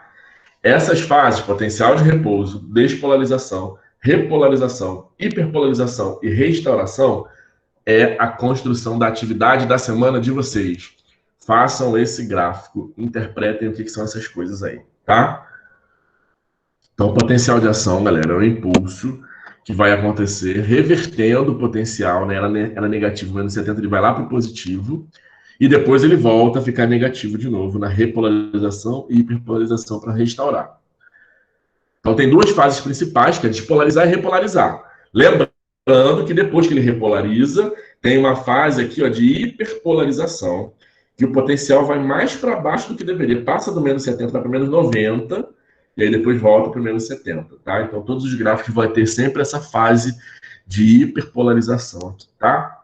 Então, ó, repouso, potencial, gerou, ó, chegou no 55. Potencial de ação foi gerado. Aí despolariza verdinho, repolariza vermelho, hiperpolariza marrom e volta para o potencial de membrana em repouso, roxinho aqui de novo. Beleza, galera? É isso que eu quero que vocês entendam hoje, tá? Então, esse choque nada mais é do que a abertura de todos os canais de sódio. Eles entram e geram o que a gente chama de potencial de ação. O que é o potencial de ação no gráfico? É o menos 55, ficar lá mais 50, ele volta, desce, repolariza, vai lá para o menos 90, hiperpolariza, depois volta para o menos 70. Olha aí o gráfico da prova, é esse aqui. Eu já não preciso nem da cola, gente, já estou dando, hein? Vocês vão ter que dizer potencial graduado, ó, esse aqui não gerou potencial de ação. Volta para o potencial de repouso aqui no zero. Aí o 1 é um potencial que atinge ao limite, que deveria ser menos 55 aqui, né? Potencial de ação. Aí despolariza, repolariza, hiperpolariza, restaura e volta para o potencial de repouso aqui. Tudo bem, gente? Então, professor, não é nenhuma dúvida, né? Tipo um desabafo, desespero. Depois eu vou rever essa aula 3 vezes ou mais, só no dia de hoje, e aí eu lhe digo se está tudo bem. Tudo bem. É compreensível. Então, potenciais de ação sempre vão ser, né? Potenciais graduados, que vão somando, somando, somando. Quando chega no limite, ó, potencial de ação, aí despolariza, que é a subida, repolariza. Aí tem a hiperpolarização, que não está escrito nesse gráfico aí, né? E depois volta para o repouso. Aí depois tem outro potencial de ação. Vai tudo de novo. Cada vez que chega um estímulo novo, é um potencial de ação novo em cada neurônio, tá, gente? Então, a fase de despolarização. Quando o potencial graduado, né? Que é despolarizante, ele chega no estímulo lá no 55, né, gente?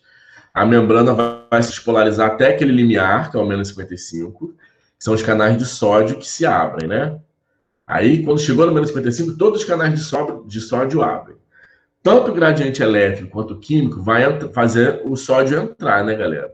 E aí, o influxo, que a gente chama, né, que é a entrada de sódio, tá, sai lá de menos 55, vai até o mais 30, mais 40, mais 50, depende muito do livro, tá? Ou seja, sai do negativo e ela despolariza, ela fica positiva. O nome desse do negativo para o positivo é despolarização. No pico do potencial, a parte interna da membrana vai ser lá em mais 30, mais 40, tá, galera? Positiva. Cada canal de sódio tem 2 comportas, né? Uma que ativa e uma que desativa. No repouso, o canal de sódio da voltagem, a comporta de desativação está aberta, né? E a ativação está fechada. Quando acontece potencial então o sódio não entra, né, gente? Quando você atinge o limiar, fica menos 55, todos os canais de ativação abrem, funcionam, né, galera? Aí, todos os canais dependentes de voltagem são ativados. E aí, quando estão ativos, esses canais de ativação e os de inativação ficam abertos e entra muito sódio, e aí acontece a explosão, a despolarização. À medida que se abrem mais canais, o influxo de sódio aumenta ainda mais e a membrana se despolariza ainda mais, tá? Então é isso que acontece. Na hora que o receptor encaixa, primeiro ele é aquela mensagem, vamos abrir um canal de sódio aí para ver se chega no limiar. Chegou no limiar, todos os canais de ativação se abrem, entra muito sódio. Essa entrada de sódio, o nome disso é influxo de sódio. Tá, gente? Aí é o que a gente chama de despolarização. Sai lá do menos 70, que estava lá quietinha, chegou no menos 55, bum, explode, abre tudo. E aí vai lá para o mais 30, tá? Depois que abre os compostos de ativação do canal de sódio, os canais de inativação fecham. E aí o canal de sódio está inativo. Então, para de deixar o sódio entrar, né, gente? Além de abertura de canal de sódio, uma despolarização também abre os canais de potássio, e a gente sabe que tem muito potássio dentro, né, galera? Com esses canais se abrem, a abertura vai acontecer no momento que os canais de sódio se fecham, que o canal de potássio é mais lerdo, tá? Então, o canal de sódio abre rapidão, entra um monte de sódio. E aí, depois que entra um monte de sódio, começa também a abrir um monte de canal de potássio. Só que aonde que tem potássio, galera? É dentro, né? Então, na hora que o sódio entra e despolariza, o potássio começa a sair, galera, tá? E aí, a abertura dos canais de potássio e fechamento dos canais de sódio geram o que a gente chama de repolarizar, tá? Os canais de sódio estão inativos, parou, né? Começou a diminuir o sódio a entrar, e os canais de potássio abrem, e aí começa a sair potássio da célula. Está cheio de potássio dentro, né? Começa a sair. A diminuição da da entrada de sódio com a saída de potássio aumentada faz com que o potencial de membrana, que era 30 positivos, quando o potássio sai, começa a ficar negativo de novo. O potássio também é um íon positivo, né, gente? E aí vai lá para menos 70. E aí os canais de sódio inativos voltam a ficar em repouso. Beleza? Então a despolarização é a entrada de sódio, a repolarização é a saída de potássio. Boa, galera. Escreve essas duas frases aí.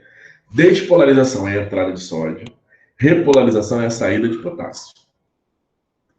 E aí, depois que repolariza, vai lá para baixo, de novo vira negativo de novo a membrana, tem aquela fase que ela fica mais negativa do que devia, né? Mais do que o repouso, que é a hiperpolarização. Quando os canais de potássio estão abertos, a saída de potássio vai ser grande, né? Para fazer, então, a chamada hiperpolarização. Nessa fase, os canais de potássio ficam abertos e o potencial de membrana, que deveria ficar em repouso em menos 70, ela desce e vai para baixo, vai para menos 90, gente. Aí o que acontece? Pô, desceu demais, né? O neurônio percebe. Fecha o canal de potássio e aí a membrana volta a ficar de novo com menos 70, tá? Repete as frases que a gente precisa gravar.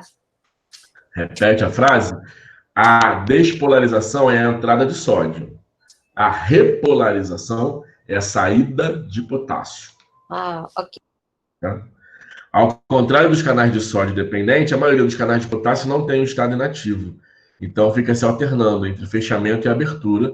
E aí depois que sai muito potássio, começa a ficar em equilíbrio de novo, aí começa a sair mais sódio, entrar potássio, fica tudo em equilíbrio, com menos 70 de repouso, tá?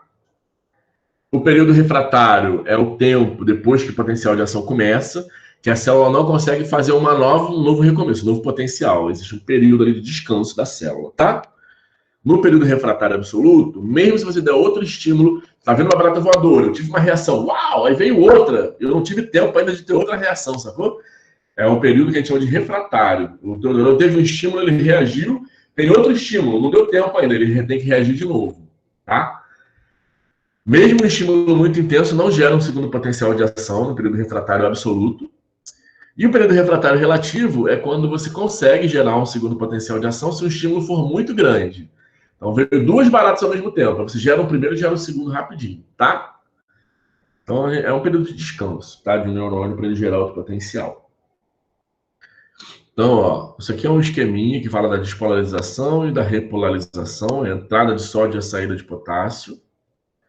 E aí a qualidade do potencial de ação, né? Lembrando que o potencial de ação, ele acontece tudo ou nada. Então, se eu tenho limite, ó, potenciais graduados, não gerou, é nada. Agora, se eu tenho potencial que gera, é tudo. Ou é tudo, ele gera o potencial todo, ou ele não gera, tá? Por isso que existe o limiar de excitabilidade. Só vai gerar potencial de ação se atingir o limiar. Só vai gerar potencial se atingir o limiar. Aí é tudo. Se não atingiu, é nada. Tá? Uma vez iniciado o potencial de ação, é impossível impedir. Fala. O senhor pode repetir essa fase de hiperpolarização um pouquinho mais devagar? Posso. Então, a hiperpolarização, você continua ali, o potássio está saindo, né? E aí a célula está ficando repolarizada, né? Está descendo, ela está ficando negativa. O que acontece? Ela deveria ficar negativa só até os 70, né? Que é o repouso dela. Só que a célula ela começa a ficar negativa, passa dos 70 e fica mais negativa. E fica menos 80, menos 85 e chega lá no menos 90. Aí chega no menos 90, a célula fala, opa, peraí, tá muito negativo isso aqui. E aí começa a fechar esses canais de potássio e aí de novo volta a ficar um pouquinho mais positivo, e aí ela fica parada no menos 70. Tá? Então toda a célula, ela fica positiva na despolarização, ela repolariza, só que na hora da repolarização ela não fica no repouso direto, ela desce um pouquinho mais. Essa descida a gente chama de hiperpolarização, ela hiperpolariza, aí depois ela sobe de novo e volta a ficar no repouso, né? Restauração. Tá? É uma perda de potássio maior do que devia. Isso vai acontecer o tempo todo, tá? Nos períodos refratários. Fala. Depois ela vai jogando esse sódio para fora e recuperando o potássio que ela perdeu? Isso, depois ela volta para o equilíbrio dela em repouso. Ela vai tirando os potássios dos canais. Você viu que tinha canais de ativação e de inativação de potássio?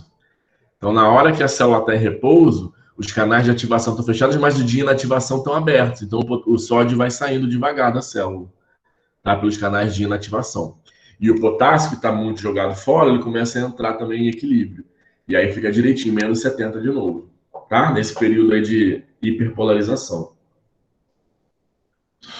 A célula, no fim da história, volta a ficar em repouso, em menos 70, bonitinho, com um monte de sódio fora e um monte de potássio dentro. Então, ó, o período refratário vai ser esse descanso da célula, né, gente? Onde você não consegue gerar um novo potencial de ação. E essa propagação do potencial de ação, então, ela vai acontecendo durante todo o neurônio. O que vai acontecendo, então? Vai abrindo canal de sódio, galera, ó. Esses canais que abrem rápido, eles abrem no corpo do neurônio, entra. E aí depois vai entrando sódio, e depois potássio, sai para ir repolarizando. Então é uma sequência, tá, galera? É isso aqui que acontece, ó. Passa o sódio entrando, e aí depois que ele passa, ó, ele volta a ficar igualzinho, ó. 1, 2, 1, 2. Aí volta a ficar repolarizando. Aí o potássio começa a sair, ela vai ficando negativa, e isso vai passando ó, através do neurônio todo. Então é uma onda, né, que vai acontecendo, uma cascata até o final. Entrando sódio, saindo potássio. Entrando sódio, saindo potássio. Depois volta a ficar em repouso. Tá? Então, ó, é uma sequência. Entra sódio e vai passando essa entrada de sódio. Ó, vai passando. Depois, na repolarização, ó, vai saindo potássio. E aí, depois, ela vai ficar em repouso. Tá? Ó o grafo aqui, ó. Tá em repouso. Aí, ó, vai começar a ter a despolarização. Entra muito sódio aqui, galera. Sódio. Repolarização. Sai potássio. Potássio saindo. E aí, depois, no repouso, volta a ficar tudo igual, né? O potássio fica lá dentro e o sódio fica lá fora. Beleza? E isso vai acontecendo durante todo o neurônio, tá? Vai entrando, vai saindo, vai entrando, vai saindo. É isso aqui, ó. Entra num... Aqui é essa bolota aqui, ó. Entra, vai seguindo o percurso. Vai seguindo até o final do neurônio. É isso aqui, ó, galera. Dá uma olhada, ó. Entra sódio, fica positivo, e logo depois já sai, ó. E volta a ficar negativo. Entra sódio, sai potássio, repolariza, depois volta para o repouso. Volta para a fase de restauração. Então, ó, entrou sódio, despolarizou, saiu o potássio, repolarizou. Volta o potássio para dentro, sódio para fora, restaura o repouso. E é mais rápido que isso, tá, gente? Os esquemas ajudam a pensar, mas é muito rápido, tá? Entra sódio, sai potássio, depois já troca de novo, volta para o repouso. Cada estímulo, para cada movimento, para a gente falar, para a gente cheirar, para a gente piscar, todos os movimentos são neurônios fazendo isso aí. Entrando sódio, saindo potássio, depois destroca, volta a ficar em repouso. Professor. E isso vai no neurônio todo. Professor, fala. Esse movimento de entrada e saída e essas ondinhas é aquilo que a gente consegue ver num exame de mapeamento cerebral, por exemplo, ou eu estou enganada? Faz esse movimento. Não é. Isso aí a gente não consegue ver. A gente não consegue ver. Tá. A gente consegue ver quando faz o mapeamento cerebral. A gente consegue ver o neurônio que está funcionando. Uma luz acende, né, geralmente. Mas a gente não consegue ver o trajeto que ele levando a informação, não. Ah, tá. Essas ondinhas, então, não significaria isso. Não. E o eletroencefalograma, né, que é quando a gente faz um exame da cabeça também para ver os nossos batimentos cerebrais, ele interpreta se o neurônio está acordado. Ele não interpreta o potencial de ação passando também, não. Tá? Entendi. Mas é basicamente esse esquema, gente. Despolarização com repolarização e depois a volta aí do repouso. E isso acontece com qualquer estímulo, tá, gente? Então, olhar uma coisa, cheirar uma coisa, ouvir uma coisa, pisar na taxinha, ó, gera um potencial de ação, é um estímulo, né? O teu neurônio vai levar informação para cima, vai ter um choquinho, ó. O que é o choquinho, então? É esse íon positivo de sódio entrando, e o potássio saindo atrás, e depois ficando em repouso, né? É um estímulo que passa, como se fosse uma onda do mar mesmo, tá? Passou aquela onda, calmaria depois. Outro estímulo, veio outra onda, calmaria depois. Beleza? Nossos neurônios funcionam assim. A informação passa pelo choque, calmaria depois, repouso. Teve outro estímulo, aí passa uma outra onda pelo choque, fecha tudo de novo. Beleza, galera? Então, ó, gera o potencial de ação quando você pisa na taxinha. A propagação do potencial do neurônio, né, ele vai seguir o sentido lá para cima, né, para a gente interpretar o que eu pisei. Lá na medula, por reflexo, né, já faço em conexão com o neurônio motor e já desce a informação para eu tirar o pé, né, faz uma transmissão sináptica. Transmissão sináptica é aquilo que a gente estudou, galera. Chega o final do axônio, libera o transmissor na fenda, o receptor pega o transmissor e aí abre todos os canais de sódio, bum, explode. O potencial de ação passa a seguir. Beleza? É isso que a gente está vendo hoje. E aí o potencial chegou aqui no azulzinho, o choquinho desce. A transmissão sináptica vai lá do azulzinho, ó, gera um músculo contrair para você tirar o pé da taxinha. O reflexo, tá? Então o choquinho começou no pé, subiu, desceu para o músculo para você tirar o pé. É o mesmo choquinho, o mesmo estímulo que passou por transmissão sináptica. Beleza, gente? Então, ó, aí a gente tem dois tipos de condução, né, gente? A condução contínua, que é dos neurônios que não tem mielina, e as conduções saltatórias. A gente falou isso mais cedo, né? Então, o potencial de ação é de condução contínua, né, gente? Isso que a gente está vendo até agora. Que o neurônio vai abrindo os canais de sódio e vai passando a informação, tá? Na condução contínua, esses íons vão trafegar nesses canais, né, de sódio, que vão ter potássio, e a condução vai acontecendo, vai até o final do neurônio, né, gente? O potencial de ação propaga pelos axônios mielínicos mais rápido, né? Que não é esse tipo de condução, é esse aqui, é a saltatória. A condução saltatória, então, é a propagação do potencial dos axônios que tem mielina, que vai pulando, né? De bainha em bainha, lembra? Esses canais, então, né? De sódio que abrem, né? Para o choquinho passando, eles só abrem, galera, nos nodos de Ranvier. Lembra que entre uma mielina e outra, o nome do espaço é nodo de Ranvier? É esse lugar que não tem bainha. Esse lugar, então, abre canal de sódio e aí o choquinho passa ali. Aí o choquinho pula para o outro lugar que tem canal de sódio. E pula, e vai pulando as mielinas. Por isso que é mais rápido, tá, gente? Tanto o sódio quanto o potássio. Então, quando o potencial de ação se propaga no axônio que tem mielina, a corrente elétrica flui de um nó de Ranvier para o outro. Vai de nó em nó. Nó em nó. Vai pulando, saltando, tá, gente? O potencial do primeiro nó gera correntes iônicas no citoplasma e no líquido extracelular, que vai despolarizar a membrana, abrindo canais de sódio do segundo nó, que abre do terceiro nó, que abre do quarto nó, e de nó em nó você vai abrindo os canais de sódio, tá, gente? E aí o fluxo resultante atravessa esses canais, formando potencial de ação. Então, na condução saltatória, o fluxo vai acontecer através dos nodos de Ranvier, de nó em nó. Tá, gente? E aí o potencial parece que vai saltando, por isso que a condução é saltatória. Não é simplesmente um cabo que vai abrindo, vai entrando, igual a gente viu o esqueminha ali, né, colorido agora.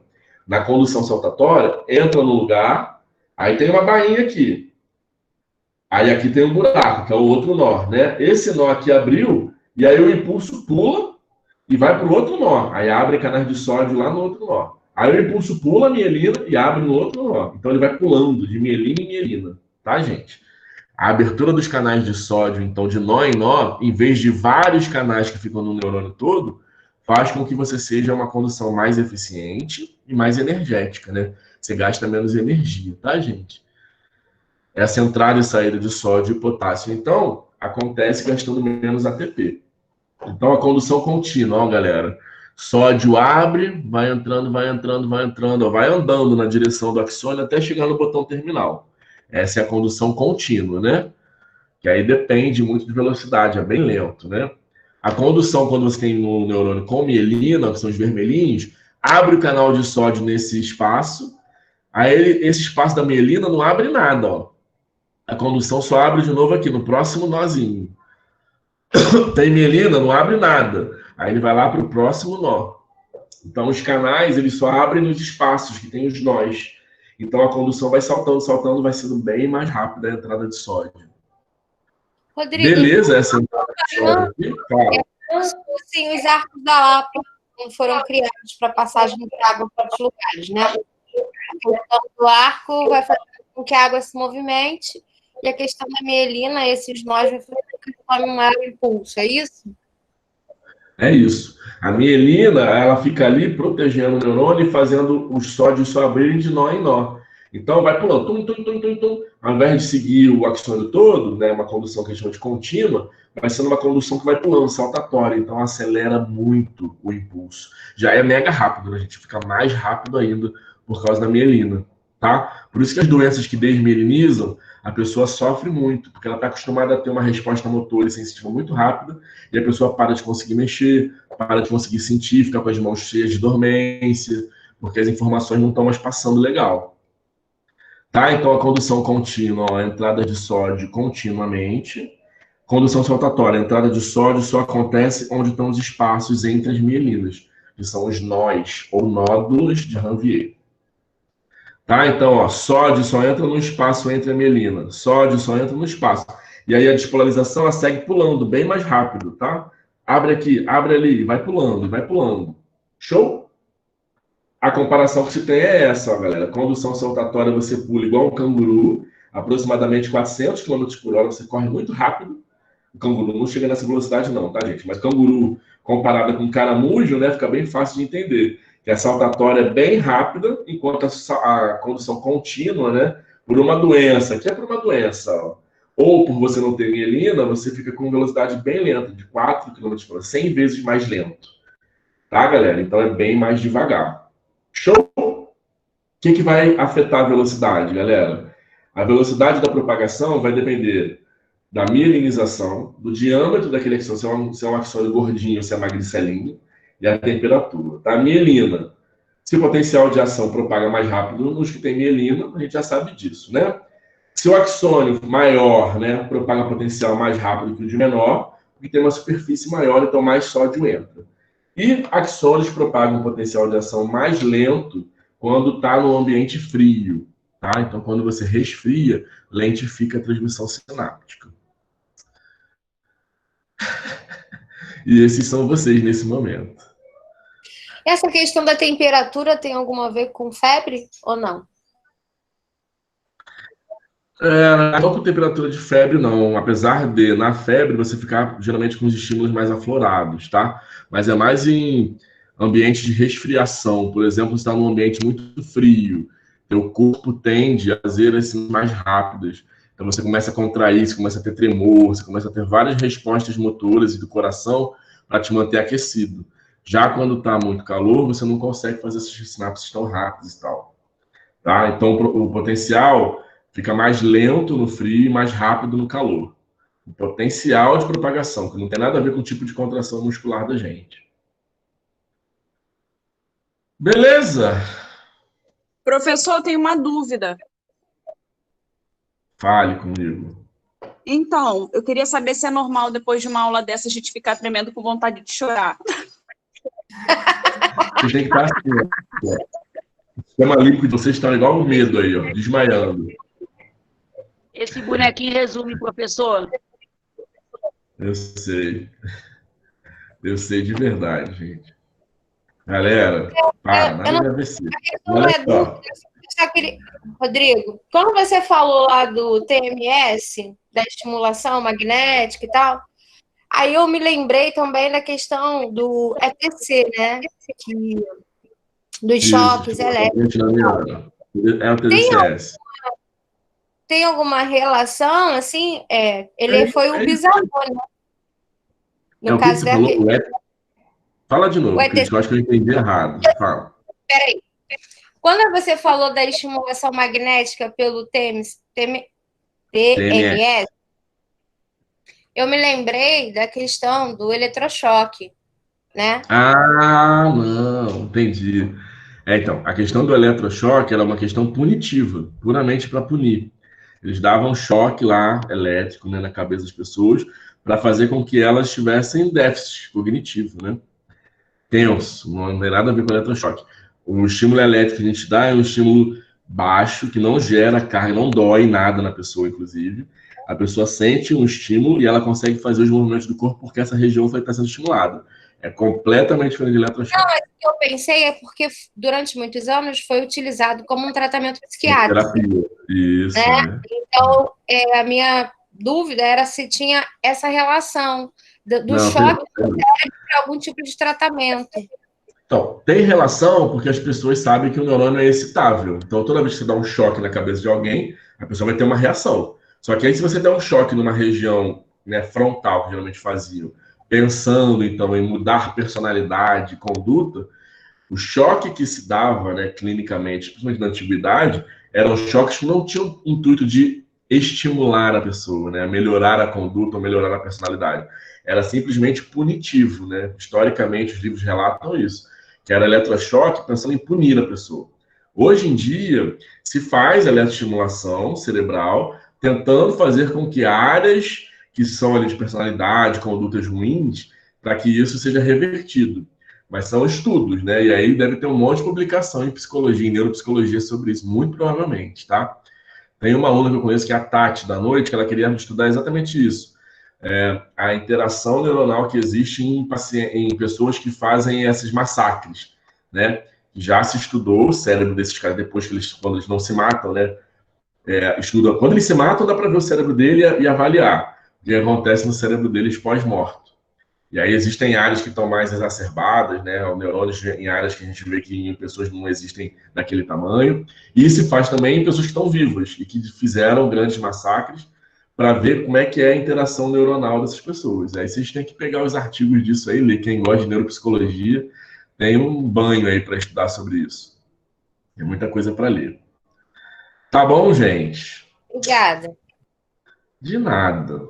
Eu vou parar a gravação.